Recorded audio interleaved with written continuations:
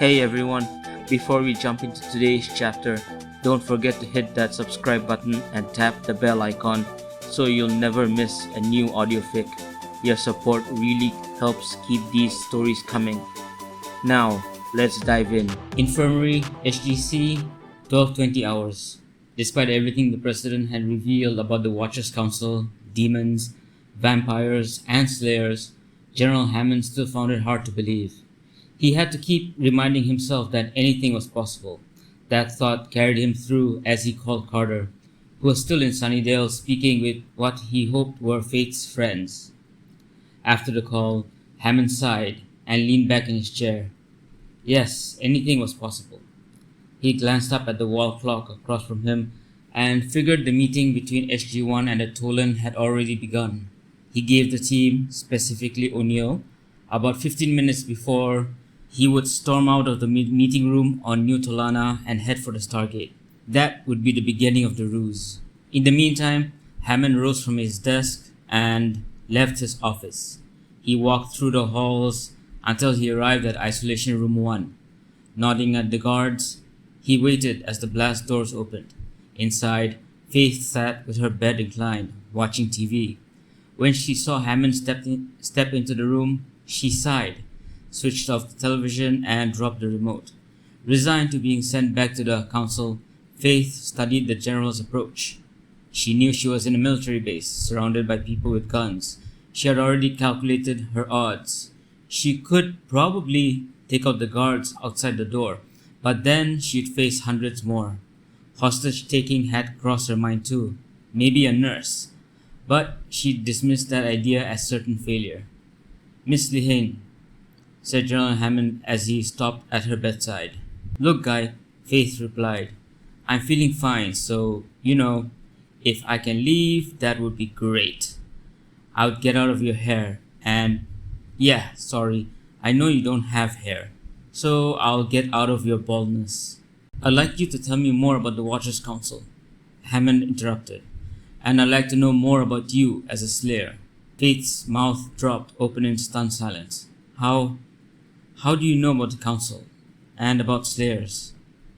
The President relayed a message from the British Prime Minister, who himself received a call from the leader of this council.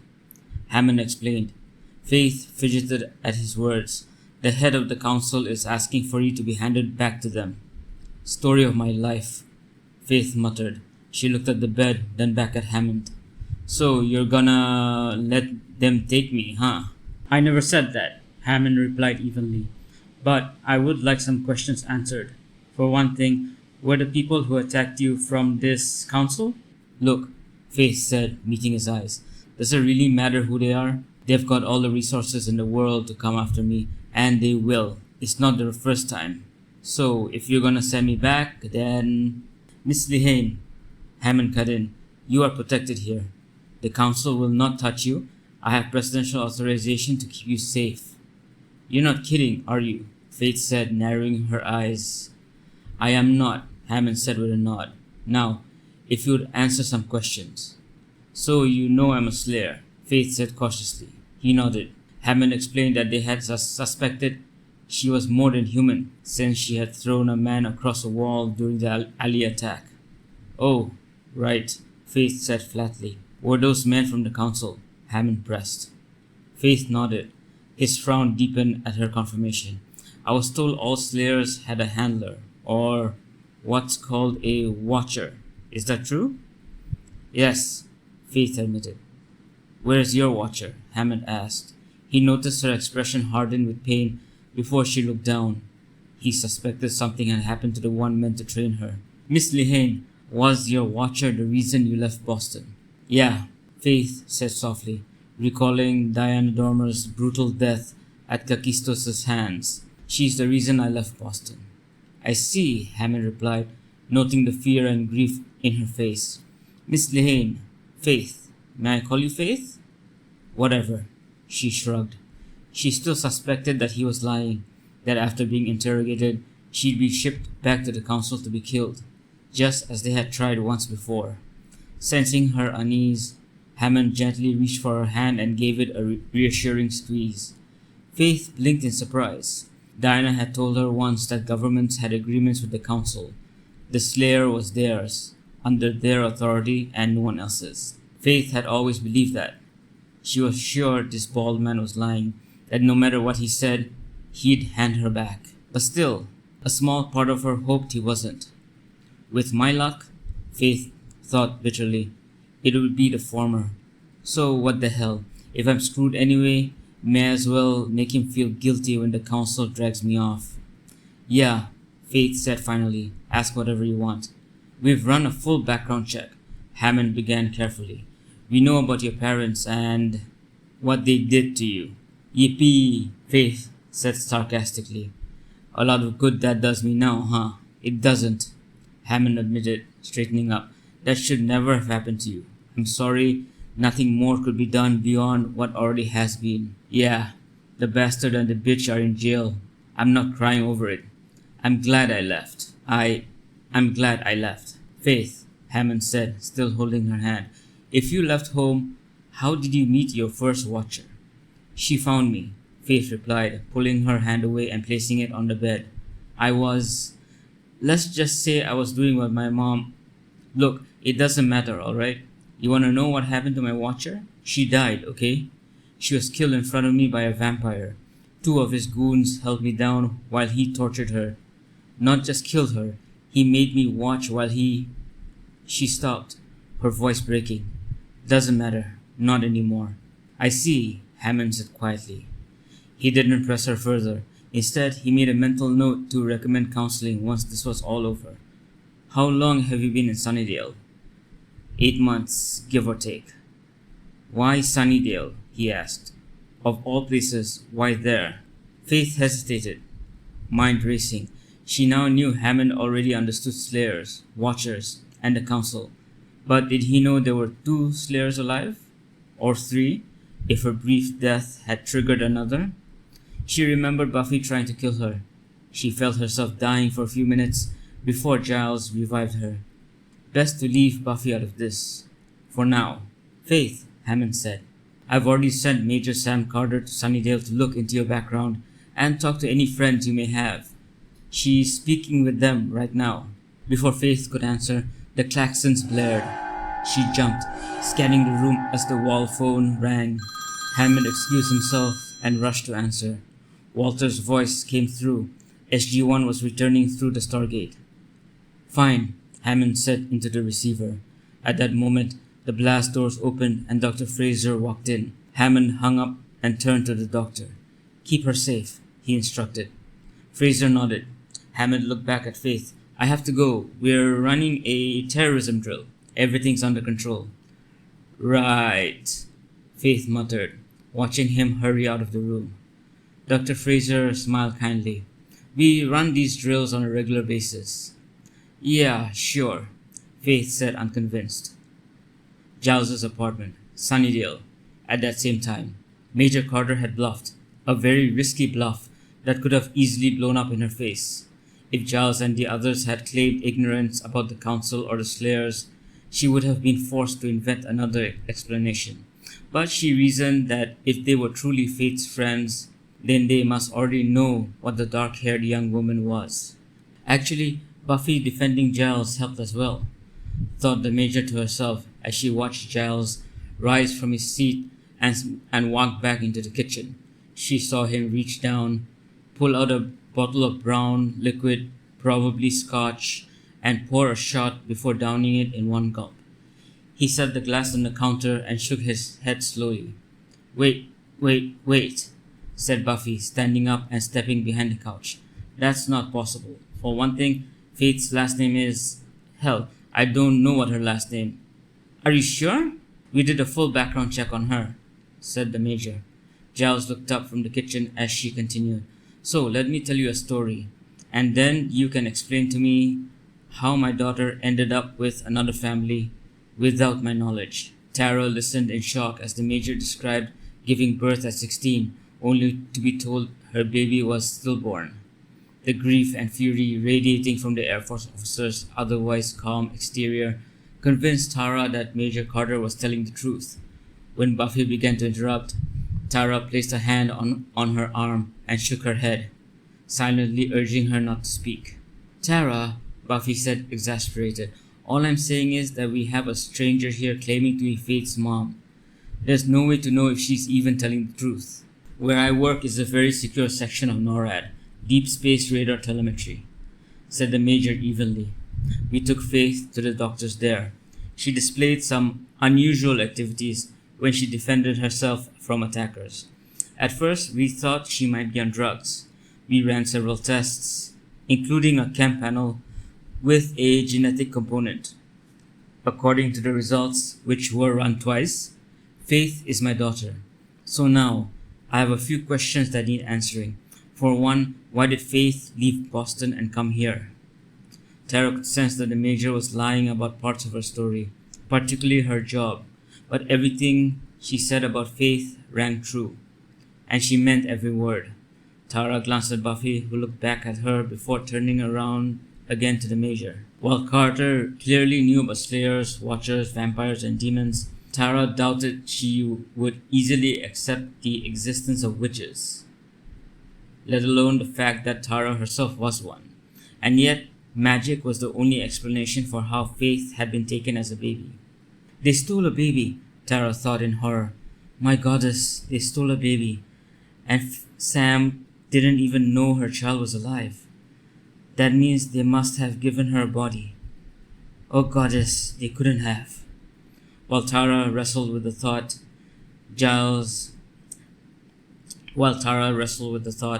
Giles and Buffy continued speaking with the Major.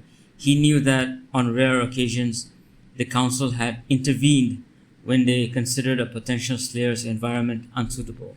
Major, said Giles carefully, if you don't mind me asking, was anyone in your family part of the military? Yes, said Carter, looking puzzled. My father was deployed overseas in the Air Force when I was pregnant. What does that have to do with anything? Buffy, said Giles, turning toward the Slayer while Carter looked on. Please tell her everything you know about Faith. Giles? Buffy hesitated. Please, Giles urged. He glanced back at Carter before explaining that Faith and Buffy had worked together for a time. When Carter agreed to listen, he nodded and beckoned Tara to help him search the bookshelves beneath the staircase. Tara rose, and the two began scanning spines quickly. Carter watched them for a moment, confused, before turning back to Buffy. With a sigh, she sat down. All I want is the truth. I want independent verification of why Faith left Boston, why she left Sunnydale after assaulting Tara. I also want to know how she became a Slayer, how you became a Slayer, and what role the Council had in all of this. Buffy, she pressed, glancing once more at Giles and Tara before locking eyes with the Slayer. How did you and Faith become Slayers? Giles told me it's some mystical thing, Buffy said with a shrug. Only one girl is chosen to fight vampires and demons. Why just one? Carter said, frowning. When did you become a Slayer? Does it matter? Buffy deflected. Yes. I was 15 in LA, Buffy admitted, folding her arms. My mom and I moved here after her divorce. 15? Carter repeated, stunned. She glanced at Giles, then back at Buffy. The thought of teenagers fighting vampires was appalling. And your training? My first watcher trained me, said Buffy. Your first? Carter asked sharply. So Giles isn't the first? No, Buffy replied. My first watcher died. When I got here, the Council assigned Giles. Carter nodded slowly, imagining what Colonel O'Neill might say. He had lost his own son and witnessed children fighting wars in his early days. Her own baby, she had thought, died before she could even know her. Now that child was alive, a teenager, and a Slayer. She tried to stay composed, but her thoughts were racing. Hold on, she said suddenly. You said only one girl exists to fight these things. Then why are there two, you and Faith? I died, Buffy said flatly. Carter's eyes widened. When a Slayer dies, another is called. I was revived after a few seconds. That's how there are two. Okay, Carter said, struggling to keep her composure. So Faith was next. That was Kendra, Buffy corrected. She died, then Faith was called. She was about my age. Carter closed her eyes, shaking her head, trying to make sense of it. She wanted to dismiss it all as advanced technology masquerading as mysticism. But nothing explained the Slayer succession. Unless it's genetic manipulation, she thought. But that doesn't explain the transfer of power at death. None of it makes sense. So, Faith fought too? She asked softly. Buffy explained Faith's history, her watcher's death at the hands of Kakistos, her reckless style, and the accidental killing of the deputy mayor. Wait, Carter interrupted. The arrest warrant we found, that was for the deputy mayor's murder? The police had nothing concrete, Buffy said. Some witnesses placed her nearby, that's all. Carter nodded slowly. Tara noticed the Major watching her, so she dropped her gaze back to her book. Tara knew both Carter and Buffy were hiding parts of the truth. Not lying, Tara thought, just deliberately leaving things out. So why would the police want her arrested? Carter pressed. Other than assaulting Tara? Buffy asked, glancing at her friend. She killed a professor while working for the mayor. The mayor, Carter asked sharply. What did he have to do with anything? He was a corrupt man, Buffy hedged. She wasn't ready to reveal the supernatural truth. Why would Faith work for him? Carter demanded. Buffy faltered, looking at Giles. Major, Giles interjected quickly, hoping to redirect. After you gave birth, are you certain the baby had no movement, no sound, nothing at all? I was there, Carter said firmly. So was another nurse and my aunt. I held my baby. I think I would have noticed movement. I have her stillbirth certificate. I even buried her. When I get back, I'll have the grave exhumed because if Faith is my daughter, I want to know who I actually buried. Giles exchanged a glance with Tara, who turned back a few pages in her book. She pointed to a passage and Giles's eyes hardened. Together they approached Buffy and Carter. Sam, said Tara gently, I know what we're about to tell you may sound unbelievable, but Buffy already explained how Slayers are chosen.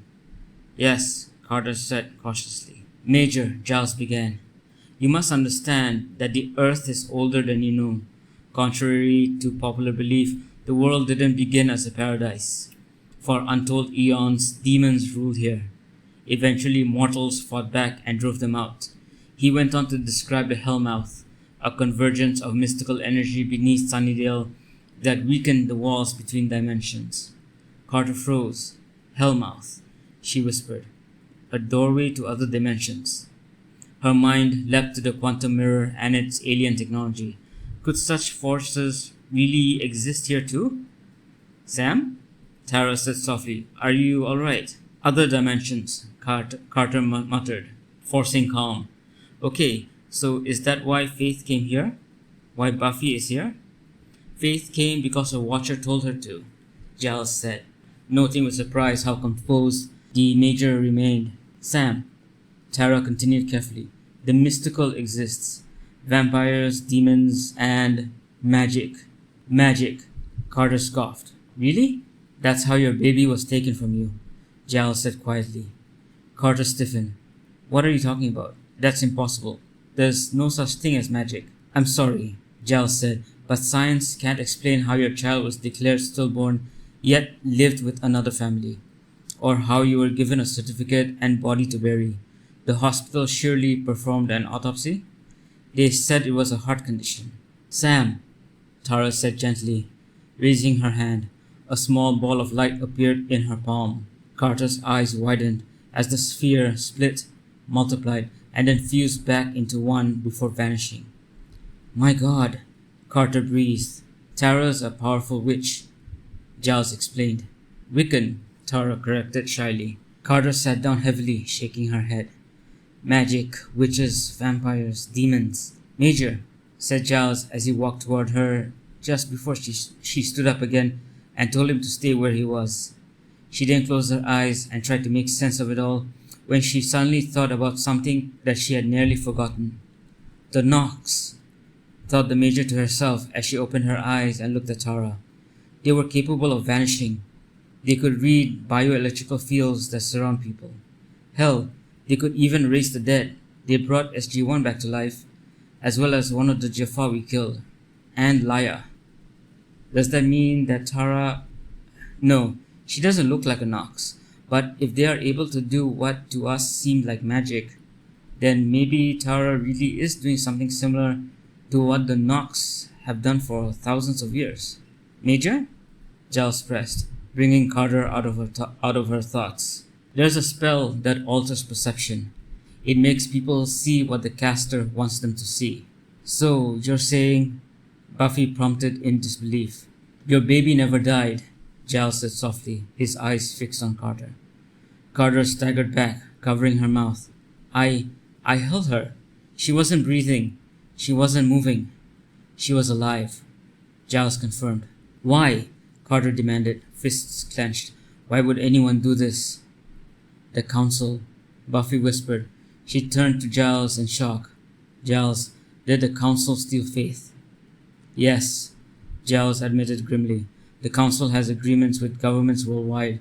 No Slayer is allowed to belong to any military. They must have found Faith as a potential, discovered your father was Air Force, and intervened. They replaced her with a facsimile and gave your child to another family. Another family that abused her. Carter spat, shocking them all.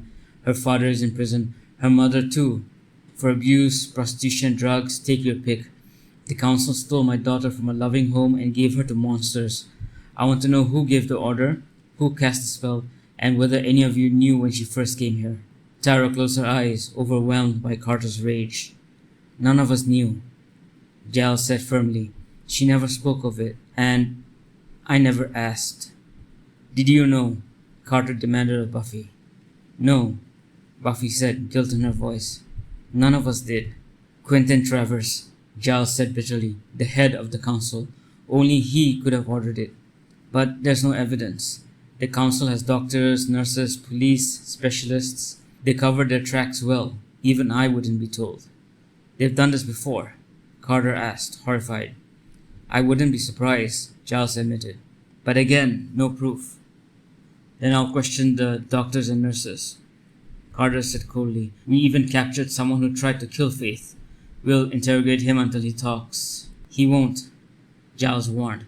He's part of a council wet works team. Their job is to assassinate or kidnap anyone deemed a threat, and they've already come after Faith before. What? Carter snapped, her eyes flashing as she turned toward him. It was after she killed the deputy mayor, said Buffy, still trying to absorb the new facts she was hearing about Faith. Her thoughts wandered briefly, wondering what might have happened if the dark-haired Slayer had never been stolen from Carter. We tried to help her understand what she'd done. Just as we were getting through to her, the council's special operations team showed up. They were supposed to take her to England. But they didn't succeed, said the Major. No, Giles replied. She escaped and went straight to the mayor of Sunnydale. The corrupt mayor, the Major asked. Buffy hesitated. I didn't know if you wanted to tell her the truth about Wilkins, she said, glancing at Giles. He gave a small nod before explaining. Giles told Major Carter about Mayor Wilkins, what he had planned, and how Faith had sided with him to help bring about the apocalypse. He described their efforts to stop both of them. Faith was stopped, said Giles carefully, avoiding the details of who had stopped her. He left out the fact that Buffy had fed her to Angel and that he himself had revived Faith. Instead, he continued, I was the one who brought her to the hospital. That gave us the chance to focus on the mayor, whom Buffy stopped. A lot of good people died that day. And after that, Buffy added, Faith escaped the hospital after attacking Tara, and yeah. Who stopped her? The Major asked, her gaze flicking between Buffy and Giles before settling on Giles. She's strong. I've seen her throw someone like they were nothing across an alley. I doubt you were the one who stopped her. I did, Buffy said quietly. She wouldn't listen to reason, so I did what I had to. If she had succeeded, the mayor would have succeeded too. I went to the apartment he gave her and fought her there. I didn't have a choice. I stabbed her before calling Giles for help. He took her to the hospital, and the next day we stopped the mayor. Faith was in a coma from blood loss for 2 weeks. Tara sensed Buffy telling Carter a lie. For the most part, at least. But she didn't say anything, guessing Buffy had a good reason. "I see," said the Major, suddenly feeling exhausted as she processed everything she had heard. She bent down, picked up her bag, and slung it over her shoulder. "I'll talk to my CEO about this. But here's what I can tell you. Stay away from my daughter. She's safe where she is right now, and we'll make it very clear to the council that if anyone comes after her again, the hammer will fall hard. I don't care what kind of ties they have with Washington. All of that ends now. Eventually, we'll find out who did this to Faith, and he or she will face the consequences." "Major," Giles cautioned, "the council has deep political resources. There may be nothing you can do. But right now, you have your daughter back. Please, spend time with her." "I'll reveal everything once I return to Colorado Springs," the Major said, stepping closer to Giles. "But I will find the truth about what was done to Faith, to me, and to my family. Your council stole my daughter from her mother, her grandfather, her uncle, and her cousins. They will pay for that. Maybe they can't be made to disappear, but they can be stopped from ever coming after Faith again. Now, if you'll excuse me, I'm heading back to Colorado Springs to be with my daughter."